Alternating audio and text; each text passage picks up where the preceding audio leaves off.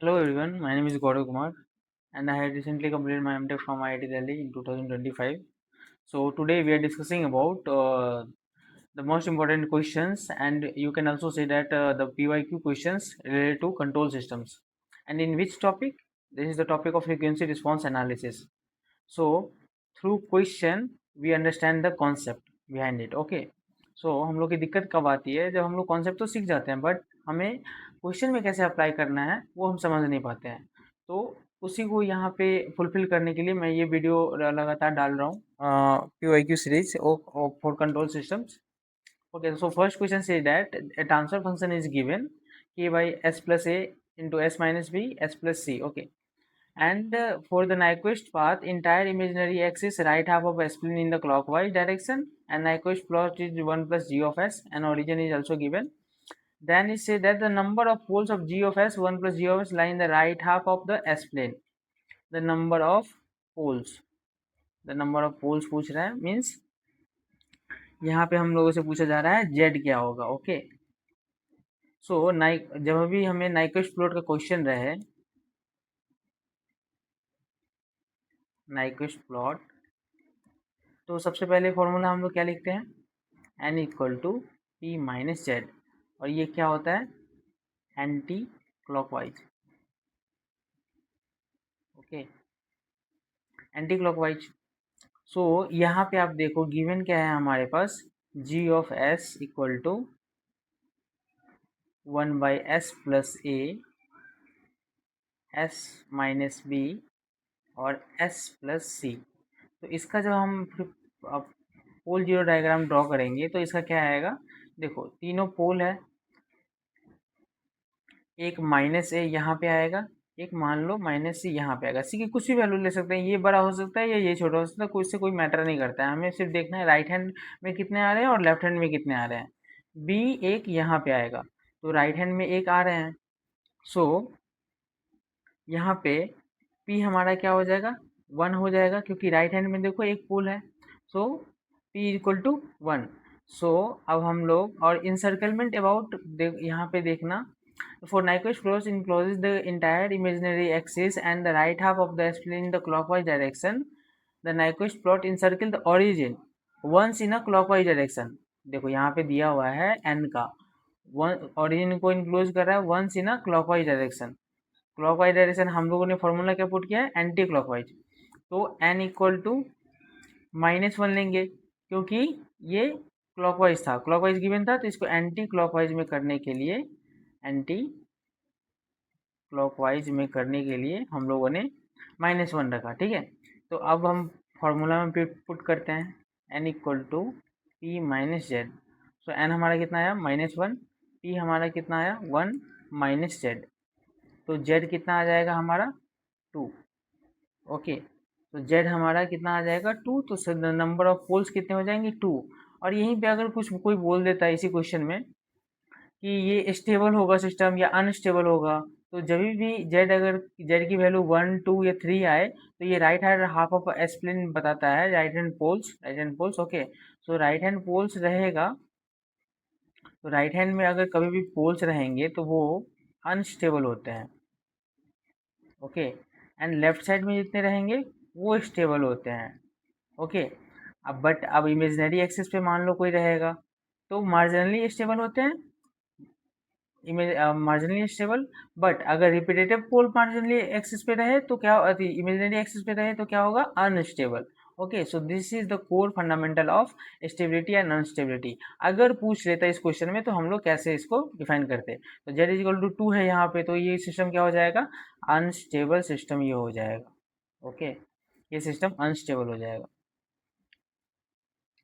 Okay, so this is the answer of this question. Come to the next question. In this question say that a plot is given, इसमें बोल रहा है कि statement 1 होगा सही या स्टेटमेंट 2 होगा सही। The transfer function G of S has 3 poles and 1 zeros. ये बोल रहा है स्टेटमेंट 1 ये 3 पोल्स होना चाहिए और 1 जीरो होना चाहिए, और स्टेटमेंट 2 कह रहा है at omega is equal to infinity पे फेज एंगल जो होगा इसका -3π/2। सो ओके, हम लोग चेक करते हैं 1/1 क्या होगा इसका। ठीक है, तो देखो -20 dB पर डिकेड है, सबसे पहले -20 dB, तो इंटरनल दिया हुआ है इनिशियली लिख सकते हैं, इनिशियली -20 dB।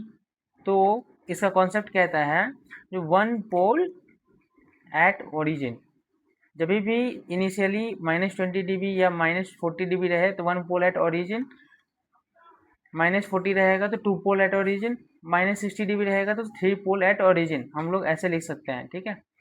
फिर देखो -20 से -40 जा रहा है, ओके। सो -20 से -20 करेंगे तब हमारा आएगा -40 dB। तो वन मोर पोल हम लिख सकते हैं, वन मोर पोल एट, देखो ये कितने पे है, ये कितने पे है, 1 पे है, तो ओमेगा इक्वल टू 1 पे। अब -40 dB जब यहाँ पे -60 को लाने के लिए क्या करेंगे, हम एक और पोल को ऐड करेंगे, तब जाके ये -60 dB होगा। तो हम लोग लिख सकते हैं one more pole at omega equal to 20। देखो ये कितने पे आ रहा है, ओमेगा इक्वल टू 20 पे आ रहा है, ओके। सो हम लोग इसके डिफाइन कर लिए। तो हमारे कितने आ रहे हैं, सारे पोल ही आ रहे हैं, तो 3 पोल और जीरो कितने आ रहे हैं, एक भी नहीं, इक्वल टू जीरो हमेशा जीरो ही है, ठीक है। तो 3 पोल, तो फर्स्ट स्टेटमेंट तो रॉन्ग हो गया। अब सेकेंड स्टेटमेंट में चलते हैं जो कि इसका फेज एंगल निकालने की कोशिश करते हैं हम लोग।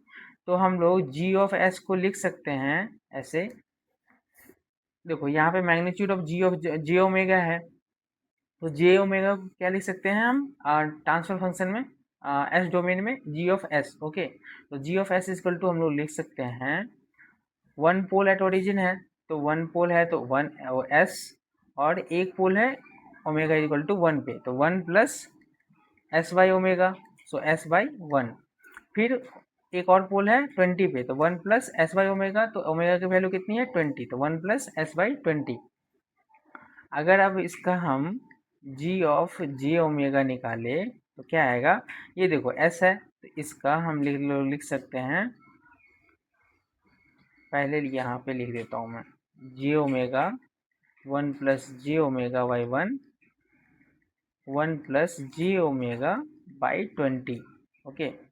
सो एंगल कितना आ जाएगा, ये ऊपर जाएगा तो कितना आएगा -90 डिग्री, ये -10 इनवर्स ओमेगा, और ये कितना आ जाएगा -10 inverse omega by 20।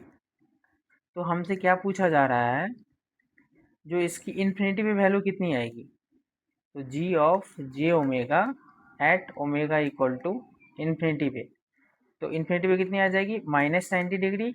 10 inverse of minus infinity क्या होता है, -90 degree. 10 inverse of minus infinity by 20 क्या आ जाएगा, इन्फिनिटी ही रहेगा, इन्फिनिटी बाई 20 इन्फिनिटी, तो -10 इनवर्स इन्फिनिटी क्या आ जाएगा -90 डिग्री। तो ये कितना आ रहा है 270 डिग्री, ओके। सो 270 डिग्री को हम लोग क्या लिख सकते हैं रेडियन में, -3π/2 radian, okay. So this is the answer of this question. सो क्या हो जाएगा हमारा, ये -3π/2 ये सही है। तो हम लोग इसमें क्या लिख सकते हैं, ये गेट इलेक्ट्रिकल 2019 का क्वेश्चन है, okay. So statement 1 is false and statement 2 is true, okay. So this is the answer of this question, easy. Come to the next question, okay. So यहाँ पे इस क्वेश्चन में गिवन है, come to the third question, g of s open loop transfer function given है, the Nyquist flows of g of s passing through the negative real axis at the point, हमसे point पूछा जा रहा है कि किस axis पे कितने वो कौन सा पॉइंट होगा। सो नाइक्विस्ट प्लॉट रियल एक्सिस पे और ये इमेजिनरी पार्ट पे 0 होता है, ठीक है। तो हमें क्वेश्चन में ही गिवन है कि निगेटिव रियल एक्सिस, तो निगेटिव रियल एक्सिस का मीन्स क्या हो जाएगा, फेज -180 डिग्री, -180 डिग्री। तो हम क्या लिख सकते हैं, G of J omega equal to -180 degree, okay. और इसके बाद हम लोग क्या करेंगे, इसका मैग्नीट्यूड फाइंड आउट करेंगे, क्योंकि हमें जब ओमेगा की वैल्यू पता चल जाएगी यहाँ से, जब हम जे ओमेगा जी सी लिख लो यहाँ पे, जो ओमेगा पी सी, तो जब हमें फ्रीक्वेंसी पता चल जाएगी तो हम इसका मैग्नीट्यूड निकाल के, मैग्नीट्यूड क्यों निकालेंगे, क्योंकि हमें क्या देगा, distance from the origin on the real axis. देखो इसके बाद हम लोग क्या करेंगे, सेकेंड स्टेप में जी ऑफ जी ओमेगा निकालेंगे। ये हमें क्या देगा, distance from the origin. Okay, तो पॉइंट हमारा क्या आ जाएगा, तब पॉइंट हमारा क्या आ जाएगा, minus of J omega magnitude, और ये जीरो। क्यों माइनस यहाँ पे लिखा हूँ, क्योंकि फेज -180 डिग्री पे है, तो point lies on the negative side. Okay, so अब इसे सॉल्व करते हैं। मैंने स्टेप बता दिया। अब अगर आपको इतने पे लग रहा है कि सॉल्व कर सकते हो तो आप सॉल्व करके देखो, नहीं तो मैं सॉल्व कर ही रहा हूँ। ओके, सबसे पहले हम क्या करते हैं, इसका एंगल निकालते हैं। तो एंगल ऑफ जे ओमेगा क्या आ जाएगा हमारे पास, -0.25 into 180 degree omega P C, phase cross over frequency निकाल रहे हैं हम लोग, डिवाइड बाई पाई -90 डिग्री। ये एस ऊपर जाएगा तो कितना आ जाएगा, -90 डिग्री, और ये कितना हमें गिवन है, -180 डिग्री गिवन है। तो जब आप इसे सॉल्व करोगे तो ये आ जाएगा -0.25 into 180 degree omega P C divide by pi equal to -90 degree. Okay, तो यहाँ से जब आप इसे फर्दर सॉल्व करोगे तो ओमेगा पी सी की वैल्यू कितनी आ जाएगी, 4 पाई बाई डिवाइड बाई 2। सो ये आ जाएगा 2 पाई, 2 से 2 कैंसिल, सो 2 पाई। तो अब हम लोग यहाँ से इसका मैग्नीट्यूड फाइंड आउट करते हैं, G of J omega at omega is equal to omega P C. तो क्या आ जाएगा, pi e⁻ -0.25 S divide by S, और यहाँ पे ओमेगा की वैल्यू क्या लेंगे, ओमेगा पी सी के बराबर लेंगे, तो 2 पाई रखेंगे वैल्यू। ओके, 2 पाई रखेंगे। देखो e⁻ -0.25 इंटू एस होगा, तो इसका मैग्नीट्यूड क्या आएगा, 1। इसका मैग्नीट्यूड क्या आएगा हमारे पास, 1। तो बचा क्या, पाई और जी ओमेगा, तो पाई डिवाइड बाई ओमेगा, तो ओमेगा की वैल्यू क्या है, ओमेगा पी सी के बराबर हम लोगों ने लिया है, तो पाई डिवाइड बाई 2 पाई। तो इसका आंसर कितना आ जाएगा, ये हो जाएगा 0.5। तो ये 0.5 आ रहा है। तो मैंने बोला था पॉइंट के मैग्नीट्यूड हम लोग इसलिए निकाल रहे हैं कि ये डिस्टेंस फ्रॉम द ओरिजिन बता रहा है।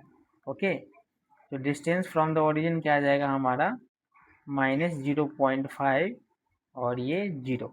Okay, so option A is the right answer of this question. Okay, easy. Come to the next question. This question is asked by in GATE Electrical 2017, paper 1 में पूछा गया था ये question. Okay, सो ये question क्या बोल रहा है, the value of K result in a phase margin of the system is to be 30 degree. मतलब फेज मार्जिन हमें दे दिया गया है, और हमें एक सिस्टम दिया गया है, और उसमें हमें के की वैल्यू फाइंड आउट करनी है। तो हमें गिवन क्या है, गिवन है जी ऑफ एस, ये e⁻ -s divide by S. Okay, so phase margin की फॉर्मूला क्या होती है, फेज मार्जिन, सॉरी पहले गिवन क्या है 30 डिग्री, तो फेज मार्जिन की फॉर्मूला क्या होती है, मैं लिख देता हूँ,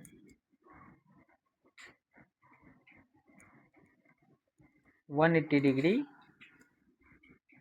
plus angle of G H of J omega G C. Okay, gain cross over frequency. तो फेज मार्जिन हमें 30 डिग्री गिवन है, तो यहाँ पे क्या आ जाएगा, 180 degree plus angle of G H of J omega G C.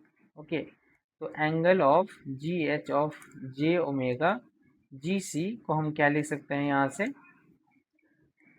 -150 degree. तो -150 डिग्री यहाँ से हम लिख सकते हैं। तो अब हमें गेन क्रॉसओवर फ्रीक्वेंसी निकालना है। तो गेन क्रॉसओवर फ्रीक्वेंसी के लिए क्या हम लोग क्या करते हैं, 4 गेन क्रॉस ओवर फ्रीक्वेंसी। और गेन क्रॉस ओवर फ्रीक्वेंसी हम क्या लिखते हैं, GH ऑफ J ओमेगा को 1 के बराबर, at omega is equal to omega GC। तो गेन क्रॉस ओवर फ्रीक्वेंसी निकालने के लिए हम क्या करते हैं, magnitude of GH of J omega को इक्वल टू 1 के बराबर लिखते हैं, तो हमें गेन क्रॉस ओवर फ्रीक्वेंसी मिल जाएगा। तब इसका मैग्नीट्यूड निकाल के देखो, तो GH ऑफ J ओमेगा कितना गिवन है, K e to the power minus S divide by K e to the power, 1 second, minus S divide by S omega equal to omega GC equal to 1। Okay, so यहाँ पे मैंने पहले ही बताया था e to the power minus S का magnitude कितना आ जाएगा, 1 आ जाएगा। So k divide by omega GC equal to 1। तो k किसके इक्वल आ रहा है, ओमेगा GC के, ओमेगा GC के। तो हम लोग यहाँ से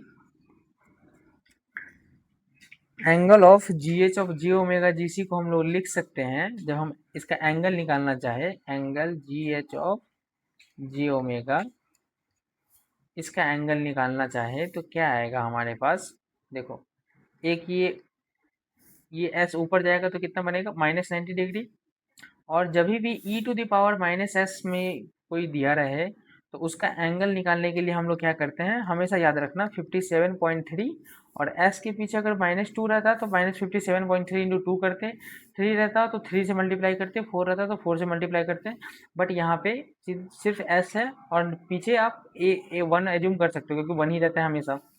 ओके, सो 57.3 इंटू के, क्योंकि यहाँ पे ओमेगा की वैल्यू के इक्वल टू ओमेगा GC के बराबर है, तो यहाँ पे हम के लिख सकते हैं। तो angle of GH of J omega GC हम लोगों ने क्या फाइंड आउट किया है, -150 डिग्री। तो यहाँ पे हम लोग लिख सकते हैं -150 degree equal to -90 degree -57.3 degree into K. तो के का वैल्यू कितना आ जाएगा, हम यहाँ से फर्दर सॉल्व करेंगे तो 60 डिवाइड बाई 57.3, तो इसका कितना आ जाएगा, 1.047 is the right answer of this question. Okay, easy था ना। जस्ट हमें थोड़ी सी दिमाग लगानी थी कि फेज मार्जिन की फॉर्मूला क्या होती है। तो फेज मार्जिन इक्वल टू होता है 180 degree plus G angle of GH of J omega GC। GC means क्या होता है, गेन क्रॉस ओवर फ्रीक्वेंसी। फिर हम लोग ने गेन क्रॉस ओवर फ्रीक्वेंसी निकालने के लिए एक कॉन्सेप्ट है कि हम लोग magnitude of GH of J omega करते हैं इक्वल इसके किसके बराबर, इक्वल टू 1 के बराबर।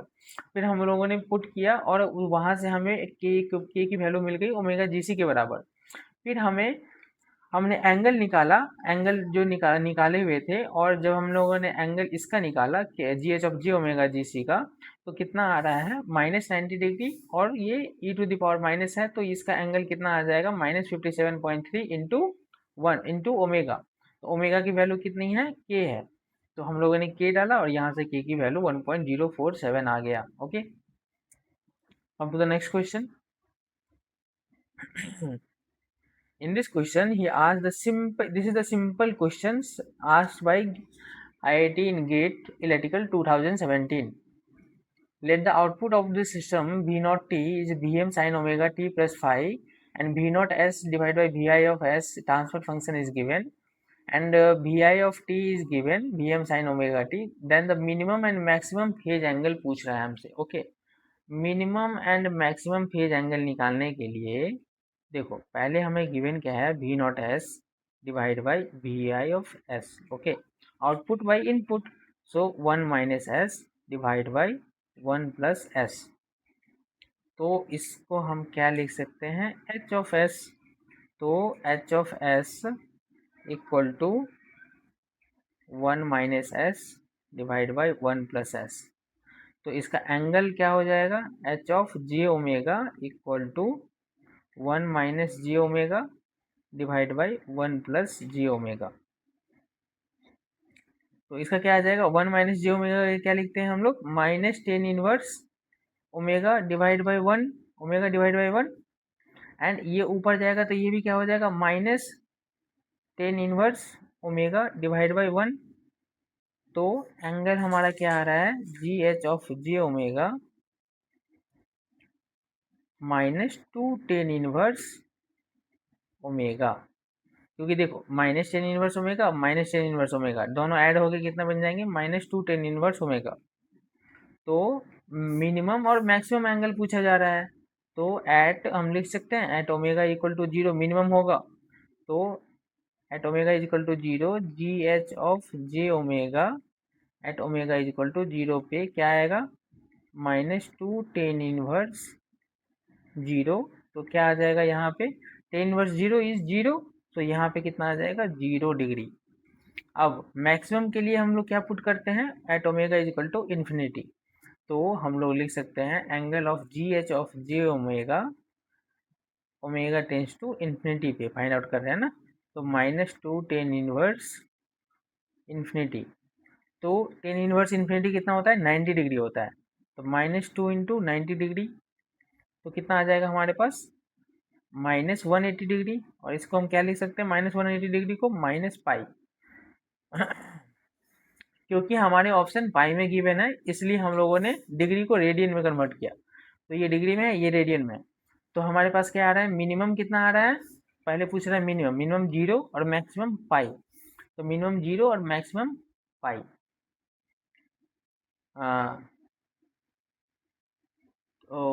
Then the minimum and maximum value in radian, यहाँ पे उल्टा दे दिया है, पहले मैक्सिमम दे दिया फिर मिनिमम दिया है, तो this is the right answer, but answer ऐसे गिवन होना चाहिए था, minimum and this is the maximum. Okay, so this is the right answer of these questions. Okay, I hope this video is helpful for you guys, so please like and subscribe this channel. Have a good day. Thank you.